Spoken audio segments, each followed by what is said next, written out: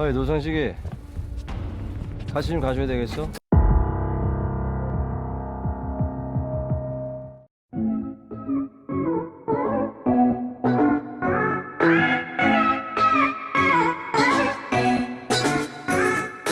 Halo, assalamualaikum masyarakat yang kalau isi bensin masih buka jok. Bagaimana kabarnya? Kapan beli NMAX? Kembali lagi dengan saya Boy di channel yang terkeren terbaik dalam mengulas film-film dunia ini. Kali ini kita akan coba rangkum sebuah film yang cukup memacu adrenalin ya. Tentang gangster Korea versus gangster Jepang. Film ini diperankan oleh aktor film laga Korea ternama Ma Dong-seok atau nama lainnya adalah Don Lee. Tidak usah spoiler terlalu lama, siapkan kopi di samping Anda, fokuskan pada videonya. 3, 2, 1, let's go!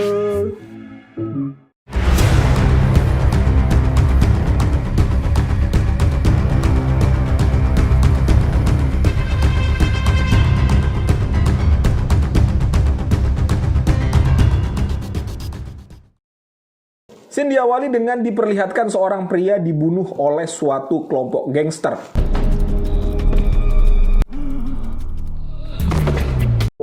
Kemudian scene berpindah ke sebuah penjara. Orang ini bernama Pak Wong Chul. Dia ini merupakan seorang kepala gangster Korea yang sedang dipenjara. Dan kebetulan hobinya Pak Wong Chul ini adalah menjahit. Gangster kok menjahit? Kayak saya dong, menyulam. Tiba-tiba ada napi baru yang masuk penjara dan buat rusuh.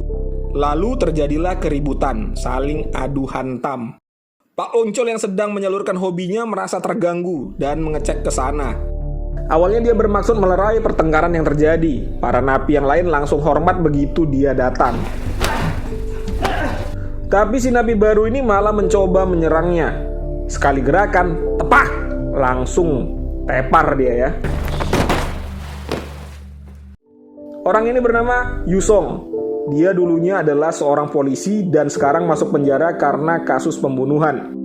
Lalu petugas sipir membubarkan situasi itu. Untung datang sipir ya, kalau enggak retak rahang Yusong ini. Para petugas sipir sudah mengetahui ya siapa si Wong Chul ini sebenarnya. Kemudian dia diberi kabar bahwa temannya yang sama-sama di gangster dulu tewas dibunuh oleh gangster lain pastinya. Melihat kabar itu dia sangat kesal dan depresi campur aduk lah ya siapa yang berani melakukan ini. Padahal itu kawan dekatnya. Wong Chul ini diizinkan cuti selama 2 hari untuk melayat temannya tersebut.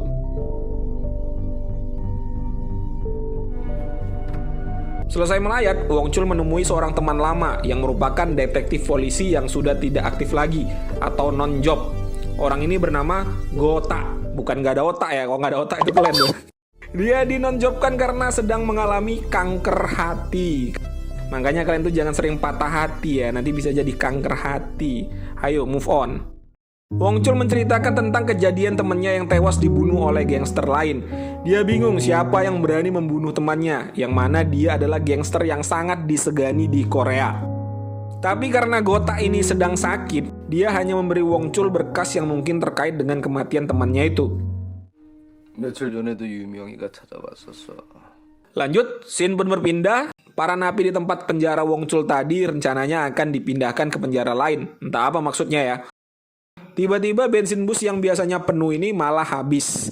Yang menyebabkan mereka harus mengisi bensin di pom bensin terdekat. Selesai mengisi bensin, mereka melanjutkan perjalanan. Tiba-tiba, rombongan para napi dan polisi ini diserang oleh sebuah truk.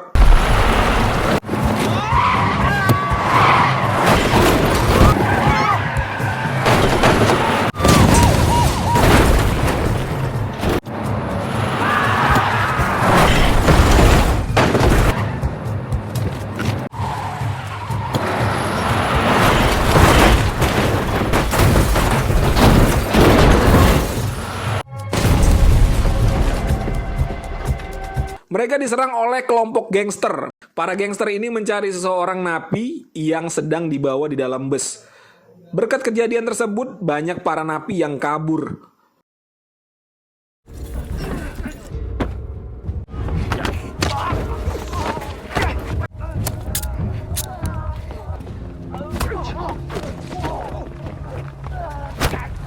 Para gangster ini mencari orang ini yang bernama No Sangse.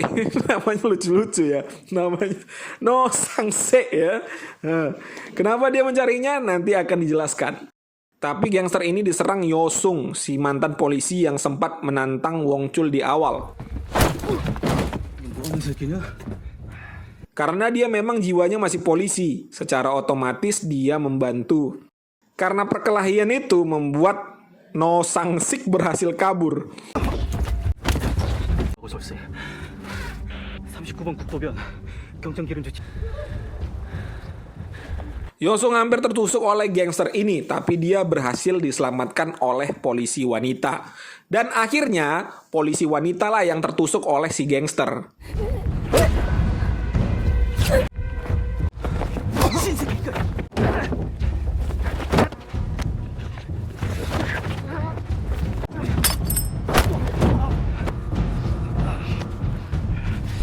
Yosung sempat membuka topeng gangster ini dan berhasil melihat tato di lehernya. Tapi malang, dia malah ditabrak oleh temannya si gangster.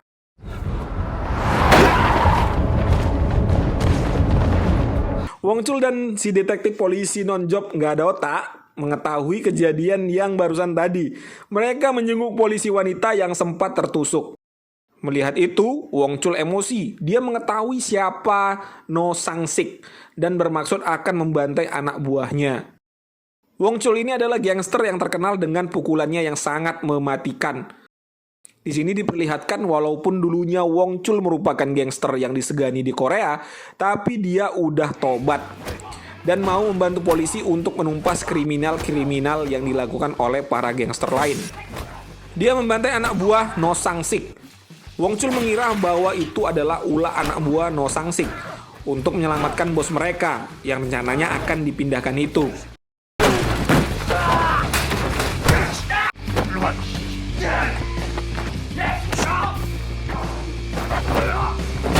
Selesai membantai, Wong Chul sempat menanyakan di mana keberadaan No Sang-sik. Tapi anak buahnya mengaku bahwa bukan mereka lah pelaku penyerangan yang baru terjadi. Wong Chul akhirnya bingung, jadi siapa pelakunya kalau bukan kelompok No Sang-sik ya? Lalu scene pun berpindah lagi. Nggak ada otak dipanggil oleh kepala polisi. Kepala polisi itu tahu reputasi nggak ada otak sewaktu masih bertugas sebagai detektif polisi di bagian divisi kriminal. Dia meminta kepada nggak ada otak untuk menyelidiki kasus ini dan segera nggak ada otak.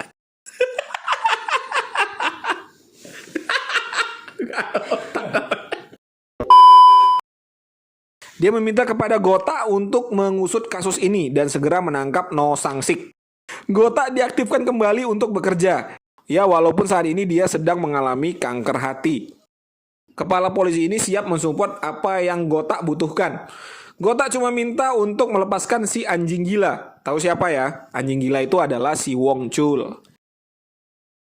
Kemudian Gota juga mengajak Yosung untuk ikut serta membantu karena melihat reputasinya sewaktu jadi polisi dulu.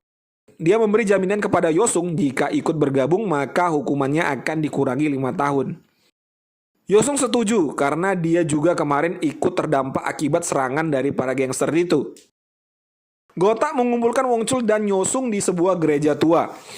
Dan mereka akhirnya pun bernyanyi gereja tua. Enggak, bukan itu ya, bukan menyanyi gereja tua. Jadi dia membuat tim khusus, mereka bergerak di luar hukum untuk memberantas dan memecahkan kasus ini. Gota menanyakan di mana temannya yang bernama Taeso. Taeso ini dulunya sangat mematikan juga, tapi sekarang berada di penjara dan udah tobat. Dia nggak mau ada darah lagi di tangannya.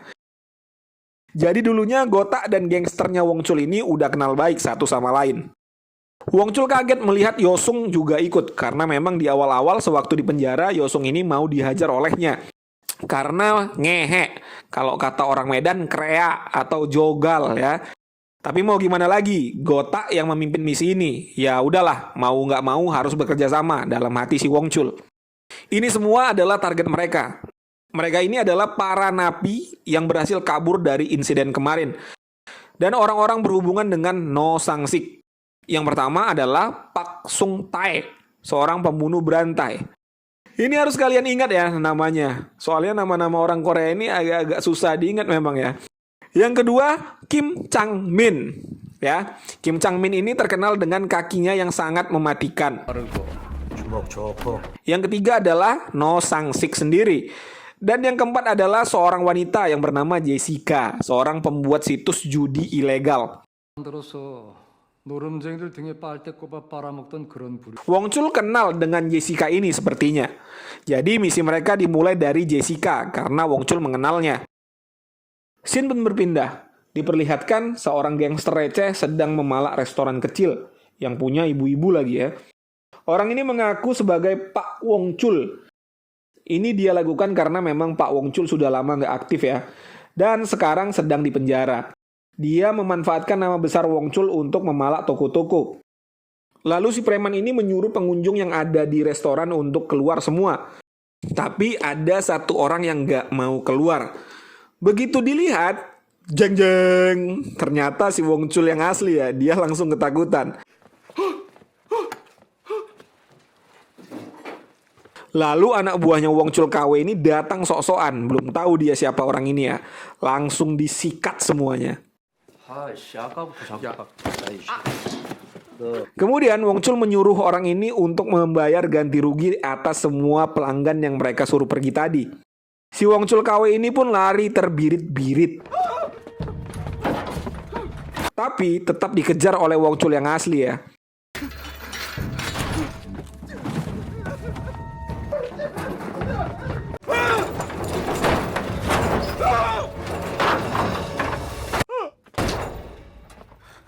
Akhirnya sekali bogem langsung terkapar. 뭉쳐라. 때리는 건 아니지. Si detektif gak ada otak sudah memperingatkan kepada Wong Chul awalnya jangan main pukul karena memang pukulan Wong Chul berbahaya. Akhirnya ketahuan juga ya, efek dari pukulannya itu memang sangat-sangat berbahaya. Lalu scene pun berganti. Dia ini bernama Chuljo. Dia dimanfaatkan karena untuk menangkap Jessica. Chuljo udah punya janji dengan Jessica membuatkannya paspor untuk bisa kabur ke luar negeri. 자, 이제 이과수 폭포 보면서 Tetapi sesuai rencana Wong Chul dan timnya, akhirnya Jessica pun berhasil mereka tangkap. 나 자수할게요. Gota menjelaskan, maksudnya merekrut Jessica sama seperti dia merekrut Yosung. Imbalannya adalah pengurangan hukuman 5 tahun jika misi ini berhasil. Jessica diajak kerjasama karena dia mengenal baik Changmin yang ini tadi ya. Sebab Changmin pernah berpacaran dengan kakaknya Jessica. Dengan imbalan itu, Jessica setuju bergabung dengan tim Gotak. 그냥 굿이나 보고 떡이나 먹으면 돼. Kemudian mereka beraksi. Jessica mendatangi kekasihnya Changmin yang saat ini. Jadi si Changmin ini playboy ya. Kayak kawan saya ya, bukan saya orang baik-baik. Gonta-ganti cewek terus kerjanya. Jessica mengatakan kepada kekasih Changmin ini bahwa Changmin saat ini adalah buronan. Dan dia selalu menyakiti cewek-cewek. Bahkan saat ini dia punya hubungan dengan 15 wanita. Wih, mantap sekali. Yang subur kalah ya. Karena merasa tertipu, kekasih Changmin ini setuju untuk membantu Jessica.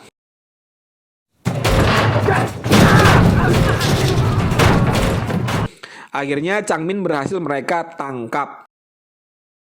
Tapi saat tertangkap, kekasihnya yang goblok ini datang. Mungkin kasihan ya, atau terlalu cinta.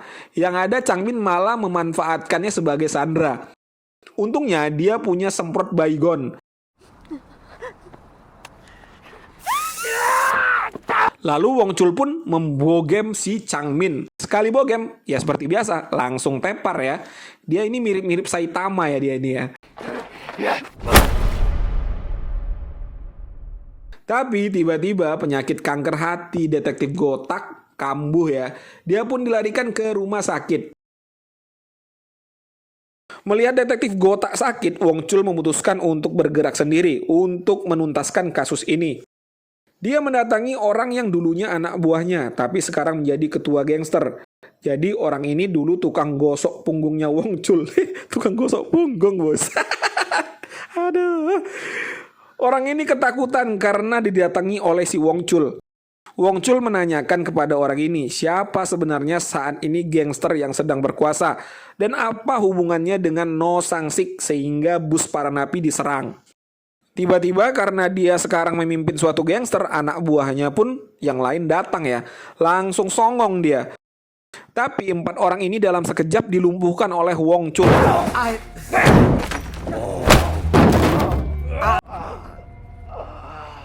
애들 더 없어? Kemudian Yosung dan Jessica pun datang, sehingga mantan tukang gosok punggung tukang gosok punggul hina kali bos kerjaannya bos, tukang gosok punggung ya. Sehingga mantan tukang gosok punggung Wong Chul ini berhasil kabur. Kemudian scene pun berpindah lagi. Pak Sung Tae masih ingat ya, salah satu target mereka juga si pembunuh berantai. Dia membunuh 2 orang anggota polisi.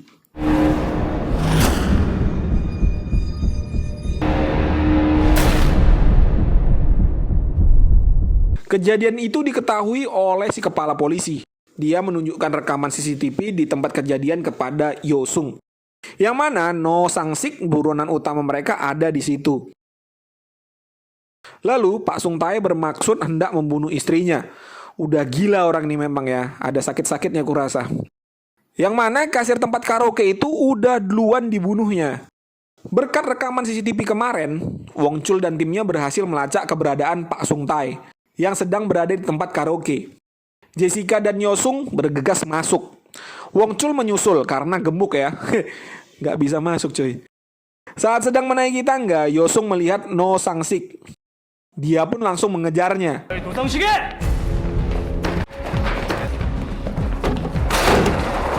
Sementara Jessica melanjutkan untuk memburu Pak Sung Tae yang sedang menghajar istrinya.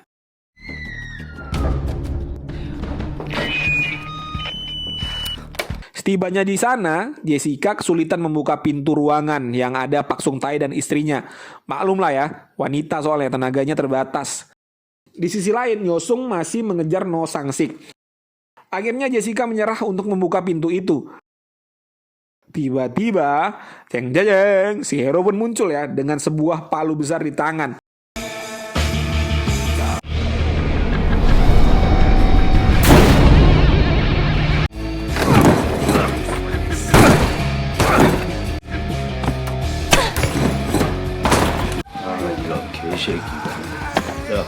Akhirnya istrinya Pak Sung Tae berhasil diselamatkan dan dilarikan ke rumah sakit. Sementara Pak Sung Tae sendiri kena bogem Wong Chul, serta rusuknya dipatahkan.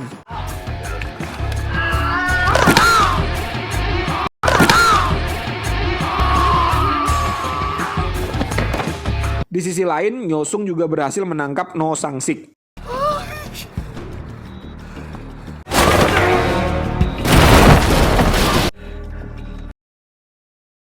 No Sang-sik pun dibawa ke gereja tua markas mereka untuk diajak bernyanyi bersama. Enggak, bukan nyanyi gereja tua lagi ya.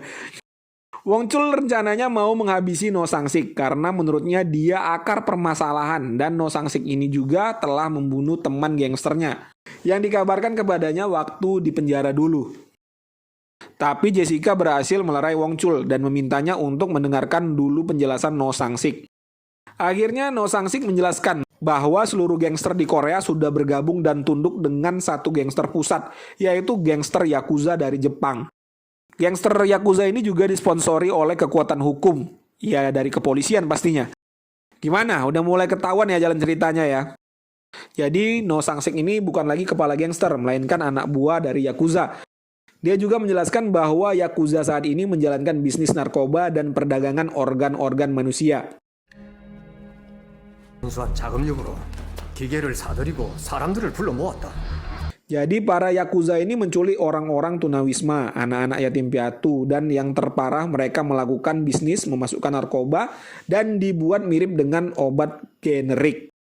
Jadi Yakuza itulah yang membunuh temannya Wong Chul. Pokoknya gangster yang nggak mau ikut dengan peraturan mereka langsung dihabisi. Jadi alasan Yakuza membunuh No Sang-sik adalah karena dia nggak kuat melihat bisnisnya Yakuza yang begitu nggak berperi kemanusiaan. Nah, di mana dia juga sedang memegang sebuah buku. Di situ ada daftar kemana Yakuza akan menyebarkan obat-obatan generik yang mengandung narkoba, dan kemana juga akan menjual organ-organ tubuh manusia. Tiba-tiba si kepala polisi datang ke tempat itu. Ya, dialah polisi yang membackingi bisnisnya Yakuza. Jadi maksud si kepala polisi menyuruh detektif Gotak yang sedang dirawat Wong Chul dan timnya adalah untuk membantunya menangkap No Sang-sik. Sehingga buku yang dipegang No Sang-sik itu nggak jadi bocor ke publik. Polisi korup juga ternyata ya. Si kepala polisi membawa No Sang-sik dan bukunya, sementara Wong Chul dan yang lain diikat. Dan gereja tua itu dibakar. Nggak jadi nyanyi orang itu ya. Udah dibakar gerejanya. Kurang ajar juga orang ini. Tujuan membakar gereja adalah untuk menghilangkan jejak ya.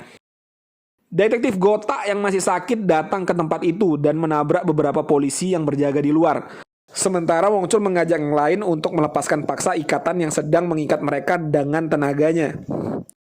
Kasihan si Jessica ya, terjepit. Tapi mau gimana lagi, memang harus dilakukan. Kalau enggak mereka bisa terbakar.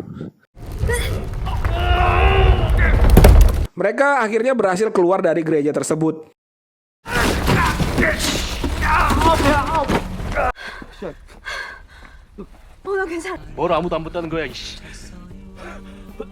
Kemudian polisi baik datang ke tempat itu dan menangkap beberapa polisi yang menjadi pengikut kepala polisi korup itu. Polisi menangkap polisi ya pokoknya itulah ya.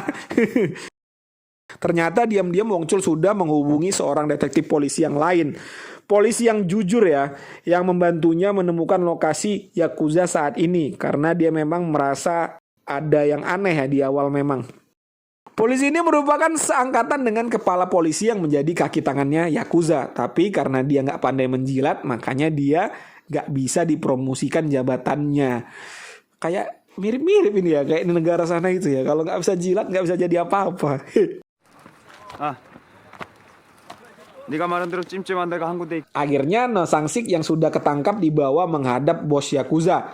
Dan dia dibunuh langsung oleh si bos karena dianggap pengkhianat.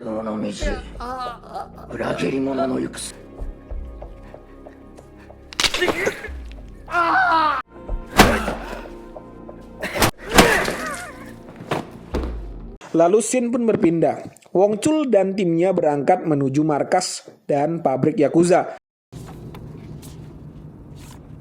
Nasib malang bagi si kepala polisi. Dia sudah tidak dibutuhkan Yakuza lagi. Mungkin Yakuza akan mencari kepala polisi baru untuk membackup bisnis mereka. Ini namanya habis manis dilepeh ya. Ini dia. Ini habis manis dilepeh. Gitu ya. Wong Chul dan timnya yang sedang berada di dalam pabriknya Yakuza langsung menghajar orang-orang di sana. Yang mana bos Yakuza memperhatikan itu lewat CCTV.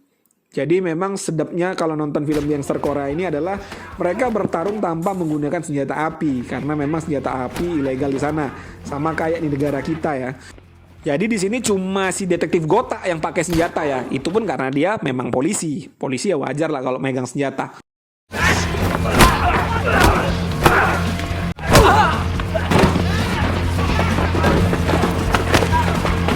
Lalu scene pun diperlihatkan Wong Chul langsung mengincar anak buahnya dulu yang tukang gosok punggung itu ya, si pengkhianat. Udah tukang gosok punggung ya kan, pengkhianat lagi kan. Parah kali lah hidupnya. Langsung lah ya dibogem, par katanya.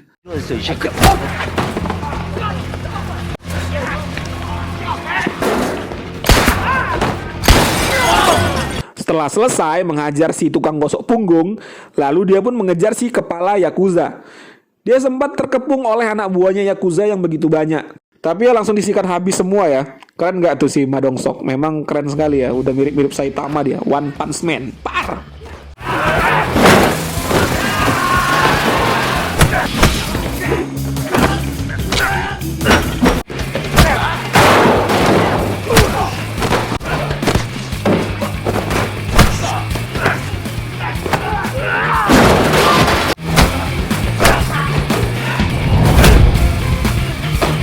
Ini nih adegan lucunya. Setelah semua habis dibantai olehnya, tinggal satu orang lagi yang tersisa. Terus tiba-tiba dia pura-pura sakit perut. Pura-pura sakit perut ya. Banci ya memang ya. Melihat kekacauan yang terjadi, bos Yakuza memutuskan untuk meninggalkan tempat ini menggunakan helikopter. Seperti biasa dalam film-film aksi ya, ada anak buah bos besar yang lumayan jago bertarung. Orang ini sempat menghajar detektif Gotak sehingga akhirnya dia duel melawan Nyosung.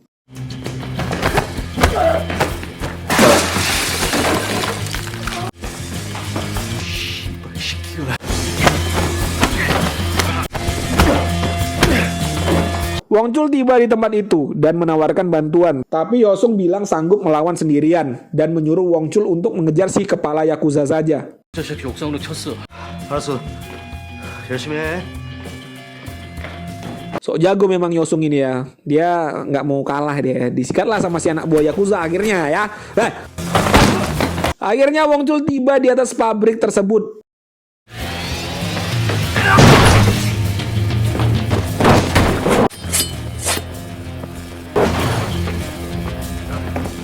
일로 와, 이 새끼야, 어디 가?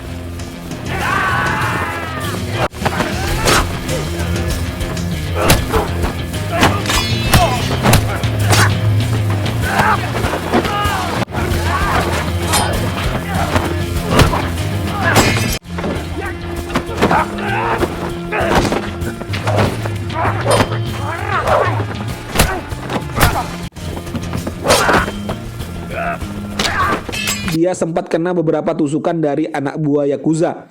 Di sisi lain, Yosung yang sudah babak belur akhirnya berhasil membunuh anak buah Yakuza yang lumayan tangguh ini.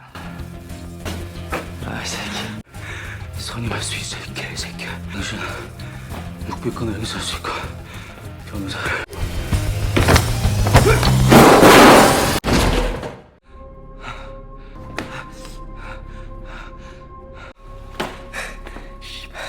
좋다는 새끼가.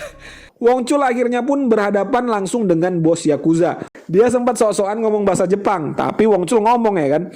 Apa yang dibilang si kawan ini? 가마내기와 눕기대 오네가시마스. 아닌가? 그냥 일로 와 빨리. Ya harus dibuat drama dulu ya. Awal-awal Wong Chul kalah dulu ya kan. Karena si Yakuza ini pakai alat. Gak tangan kosong kayak Wong Chul.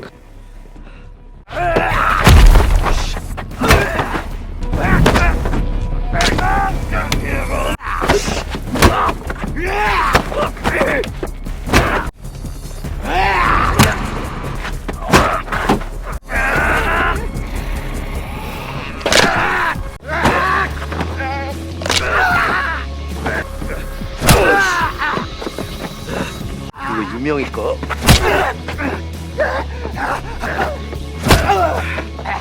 딱 두 대만 더 맞자. 이거 명석이 거? Akhirnya si bos Yakuza pun tewas kena pukulan mematikan Wong Chul. Helikopter yang sudah standby mau menjemput pun nggak jadi ya, langsung putar balik. Padahal Porboden ya dilarang putar balik. Tangkap polisi kau nanti. Polisi pun datang ke tempat itu yang dipimpin oleh si polisi jujur yang menghubungi Wong Chul sebelumnya, yaitu adalah Inspektur Ladusing. Kayaknya bakalan promosi naik jabatan nih Ladusing ya. Film pun akhirnya mamat. Mungkin kalau nonton film ini kita hanya bisa berdoa ya. Semoga di negara kita tercinta ini nggak ada polisi atau pejabat yang korup ya, yang rela merusak negaranya demi kepentingan uang semata. Amin ya robbal alamin ya. Dan sos kok nggak selesai ya. Hikmah yang lain, janganlah sok-sokan jadi preman atau gangster kalau kalian nggak setangguh Wong Chul. Yang kalau ditangkap dan digebukin warga masih nangis-nangis, panggil mama ya, mama. Nah, sok-sok jadi preman. Oke ya, like kalau kalian suka videonya, boleh juga kalian boleh juga kalian tekan tombol subscribe di bawah itu. Jangan dislike ya. Kalau kalian dislike parah kali lah kalian memang ya. Tapi nggak apa-apa lah, kalau mau di dislike juga nggak masalah. Sampai jumpa di video-video selanjutnya. Aku Boy. Assalamualaikum warahmatullahi wabarakatuh. 미친 게 다시 풀라신다.